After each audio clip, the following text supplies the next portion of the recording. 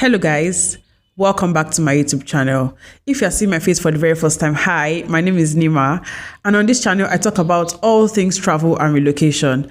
If that sounds like something that you might be interested in, then do keep on watching. In today's video, I want to talk about how to relocate to Canada through the express entry route. So it is common knowledge that a lot of Nigerians are looking to relocate abroad. And one of the countries that a lot of people are looking to relocate to right now is Canada.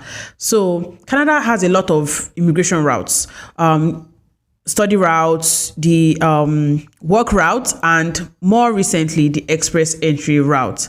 So express entry is synonymous with permanent residency. If you apply for Canadian express entry, you are basically going to become a permanent resident if you get approved. And permanent residency is one step closer to citizenship in Canada. So in today's video, I want to do a deep dive and break down the steps involved and the process involved in applying for the Canadian express entry. Before we continue the video, kindly hit the subscribe button down below. It helps my channel grow and it means a lot to me. Thank you very much. Let's continue. So when it comes to Canadian express entry, there are three major routes. The first one is the Canadian Experience Class, which is CEC. The second is the Federal Skilled Workers Program. And the third is the Federal Skilled Trades Program. So the route you are going to apply under depends on your particular situation. If you are currently a student in Canada, you are on a study visa, and you want to transition to permanent residency, you are going to apply under the Canadian Experience Class. The Canadian Experience Class is for those people who have Canadian education qualifications or Canadian education experience. They have schooled in Canada or they are currently schooling in Canada. The second one is the Federal Skilled Workers Program. This is for people from abroad, from outside of Canada, who are skilled workers. They have higher education, but not from Canada. So this category, the Federal Skilled Workers Program, is for those people. Then the third one is the Federal Skilled Trades Program. This is for trades workers, plumbers, electricians, bricklayers, hairdressers, nail techs, people who work in trade professions.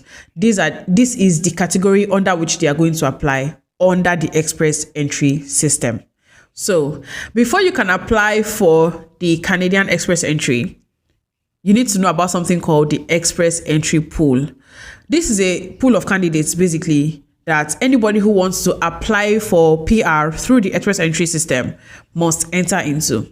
So for you to enter into the express entry pool, you need three documents. The first is a valid international passport.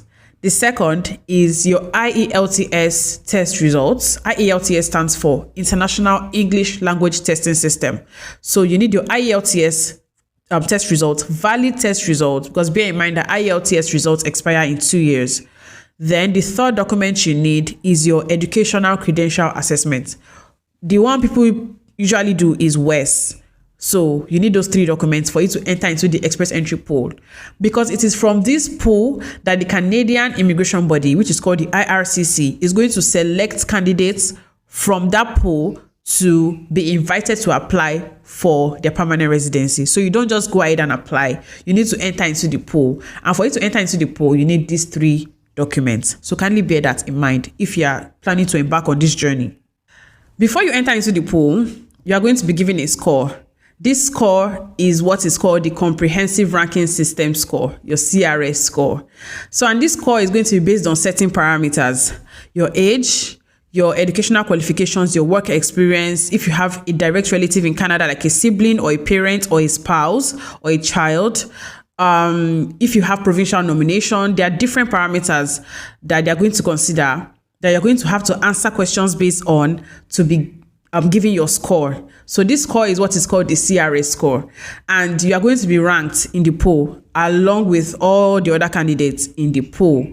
So the higher your score, the faster it is you are going to get picked, and the higher your score, the more likely it is that you're going to get picked. So you actually want to take this into consideration, because you want your score to be as high as possible so that you can get picked from the pool and you can get picked quickly from the pool.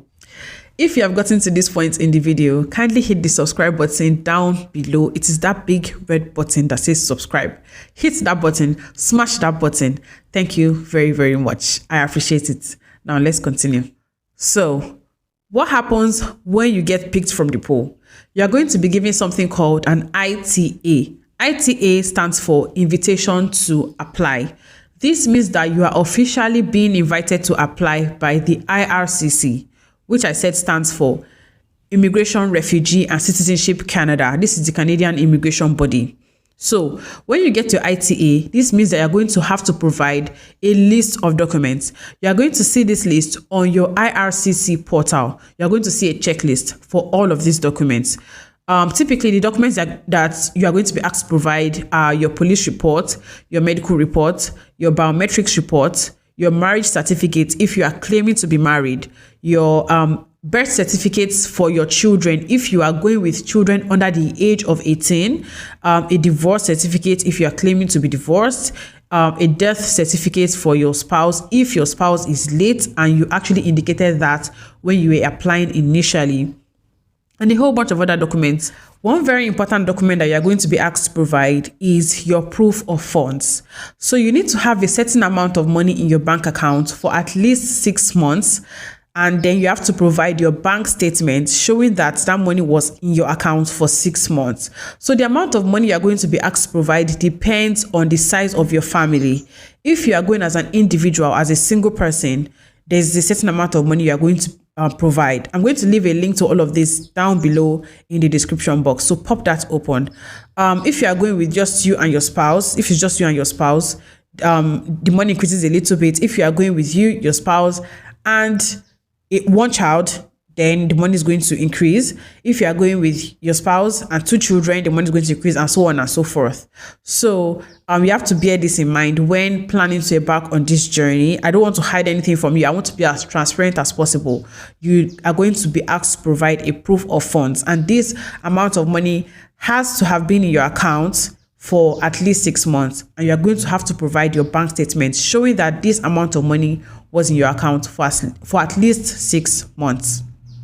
Once again, I'm going to leave a link to the Canadian government website in the description box down below. So open that up and go and check out all the information that you would need to start this process. In my next video, I'm going to break down how to increase your CRS score, because the higher your CRS score, like I said, the faster it is you are going to get picked from the pool. And I know that it is everybody's goal to move to Canada as soon as possible. For anybody who intends to move to Canada, nobody wants to spend 1 year or 2 years in the express entry pool waiting to get picked. So there are several things you can do to increase your CRS score, and I'm going to make a video about that next. So keep an eye out for that. Stay subscribed, like this video. Thank you very much. I appreciate that. I'll leave a comment down below. Let me know what other videos you would like to see from me. And if you have any questions for me, leave it in the comment section and I will definitely respond to that. So we have come to the end of today's video. If you got any value from this video, kindly leave a comment for me in the comment section down below. It encourages me to make more videos like this. If you have any suggestions for videos I could make subsequently, leave that also in the comment section down below. And if you have questions for me also, leave it in the comment section down below and I will definitely answer your questions. Once again, subscribe to my channel. I would really appreciate it, and I'll see you guys in my next video. Bye guys.